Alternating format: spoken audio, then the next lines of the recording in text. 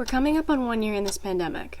To survive, we have adapted in ways we may have never thought of and grown accustomed to things unknown before. One of these new normalities is the drastic increase in single-use plastics.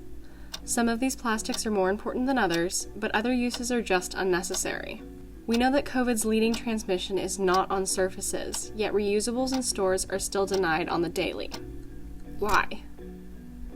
Presenting the possibilities of plastics. Plastics help save you from dents and broken bones. It helped protect my patella. They help save energy. Thin light plastics, fewer trucks, less gas. They help save you from being scrambled. Plastics can even help save toddlers from trouble. And this vest helps save my dad's life. Plastics make it possible. Okay, pause. This ad is from 1997 and is signed off by the American Plastics Council. This organization has since changed their name to the American Chemistry Council, representing trade associations for chemicals overall and represents a variety of companies, including resin manufacturers. 10 years ago, they funded a study about bacteria in reusable bags for a hearing in Los Angeles. Now flash forward. On March 18th, just days after the World Health Organization declared the pandemic, the Plastics Association industry sent this letter to the Secretary of Health and Human Services, stating the clear evidence behind the need for single-use plastics. They cited 3 studies, the first being the misleading bag study from nearly a decade before. The plastics industry really got out in front of the issue, and in early March, they were writing letters and hired PR companies to really reach out to journalists saying that single-use foodware was the way to go. And they cited 3 different studies, and all of them were debunked or very specific to bacteria, not to a virus.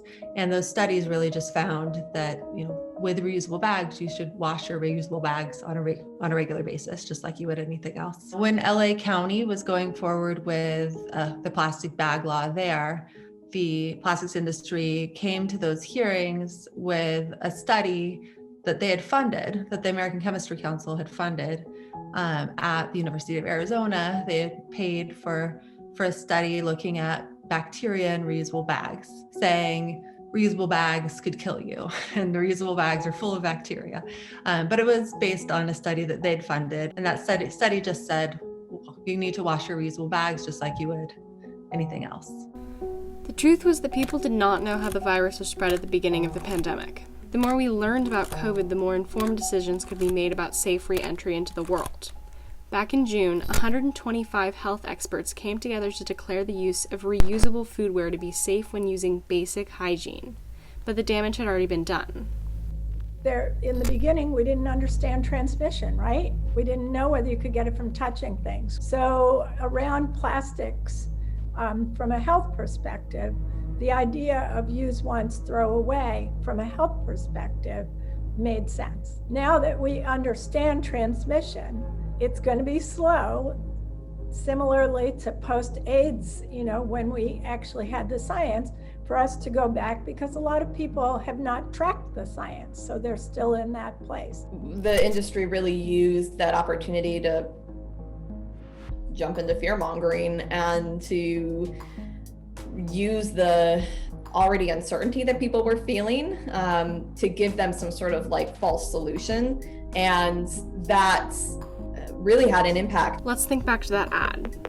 The plastics industry has consistently used fear as a tactic to push plastics as the safe alternative. And so this is something that they've drawn upon before, but the COVID-19 pandemic really gave them an opportunity to kind of go back to those talking points again. And fear is a very strong motivator, and if you can do things that alleviate fear, even if they don't work, or even if it's predicated on a lie, it doesn't really matter. You use fear or manipulate fear to your advantage. Now, we know that reusable foodware is safe to use in restaurants, but the seed of distrust has already been planted. At this point, restaurants want to make their customers feel safe, and the current imagery of single-use plastics equates it with cleanliness.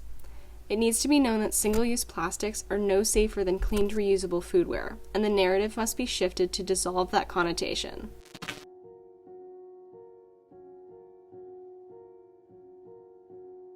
We had to make decisions for how do we serve food in absolutely the safest way to protect our employees, our servers, and protect, to the extent possible, to protect our customers. Still surfaces, disinfecting surfaces, it's important, especially we call high touch surfaces. But the reality is, and it has been since day one, the primary risk driving transmission is person to person close contact.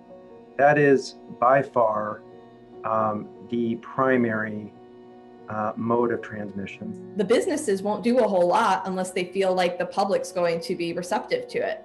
So what we see happening now is a bit of what we call hygiene theater. Hygiene theater is really referring to the fact that restaurants and businesses feel like they have to put up some sort of show, that they are doing things in a sanitized way.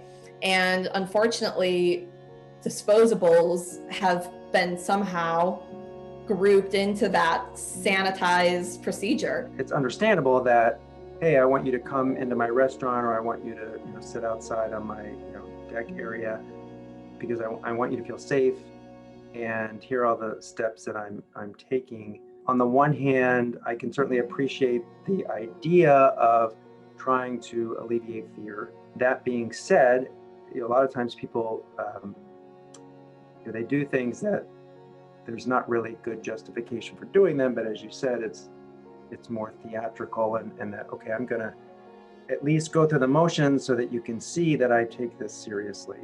There are arguably larger fights right now, but while the world is hopefully approaching recovery, we don't need to regress environmentally. It's important we understand how our emotions are being manipulated by those who wrongly yield power, but that it's also in our power to fight back. If you are safely able, go to local restaurants and bring reusables and show that there's still a demand.